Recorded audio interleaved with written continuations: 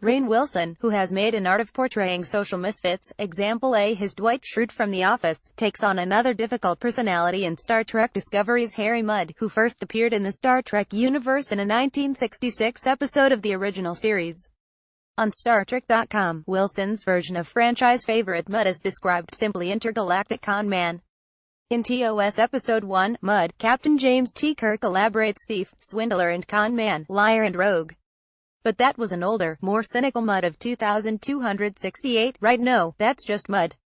Back in 2256, Captain Gabriel Orca Jason Isaacs and Starfleet Lieutenant Ashhiler Shazad Latif got a bitter taste of Wilson's younger Mudd when, while imprisoned with him in episode Choose Your Pain, Lorca discovered that Mudd had been spying on them to curry favor with their Klingon captors. That revelation was in addition to Mudd assigning his own torture to a wounded Starfleet officer in a hideous corruption of the pay-it-forward concept. Lorca very intentionally left Mudd behind when he and Tyler busted out. Mudd's last words rang through the halls: "You can't walk away from me, Lorca. I'm coming for you. You hear? You haven't seen the last of Harcourt Fenton Mudd." It appears Lorca's day of reckoning has arrived in Sunday's episode Magic to Make the Sanest Man Go Mad. The episode preview reveals that the Discovery crew gets caught in a time loop, with Mudd making a very conspicuous appearance in the trailer. Rotten Tomatoes spoke with Wilson this week about the series renewal for a second season, taking on the Mudd legacy, and what the future might hold. Debbie Day for Rotten Tomatoes: "I was excited to hear the news about the Season 2 renewal. Rainn Wilson: That's fantastic. The show's terrific, and fans are loving it. I'm really excited to see what happens. I noticed in the next episode's preview that you make an appearance. So is this going to be a big episode for you, Wilson?" "Yeah, this is a big episode. Harry Mudd visits the Discovery. He, obviously, was not so happy being left behind in a Klingon prison.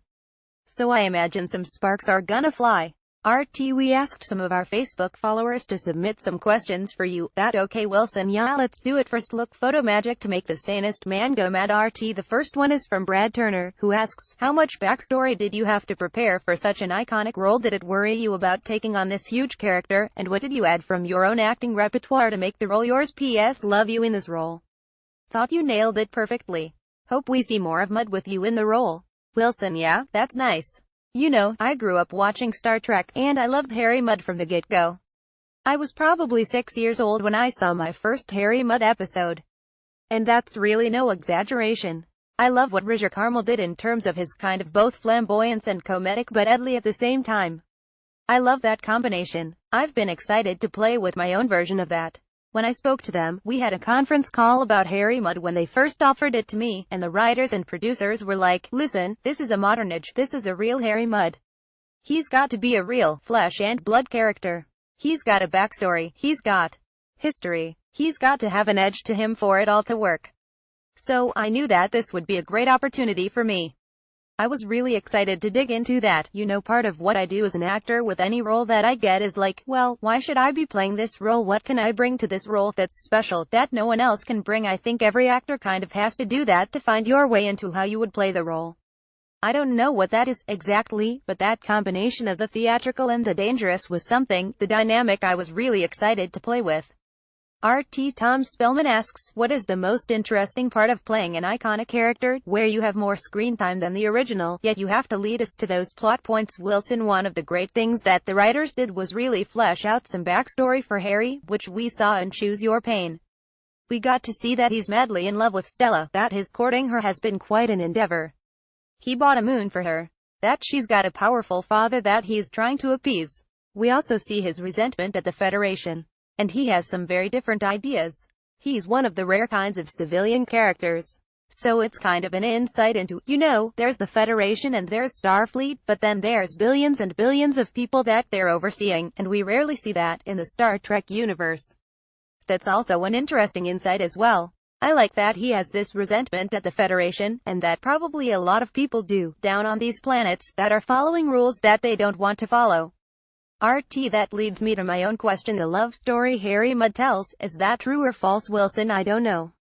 I don't know. That's for you to decide. I am sure it's not 100% true. I'm sure it's not 100% true because he rarely says the truth 100%. Since the love story is central to his personal mythology or truth, depending on what that is, could you name 3 pluses to Harry and 3 minuses to Harry? Are there good parts of his personality? Wilson: I don't see any minuses. It's hard for me, I'm sorry, I don't see any minuses. He's charming. He's devilishly handsome. He's a survivor, and he's dangerous. What's not to like? RT his being a survivor is one thing that we know is fact. Wilson: yes. RT surely we'll be seeing him in season 2, right? Wilson: I haven't gotten any word about that, but I would love to be involved in season 2. I really would. I hope they'll bring him back.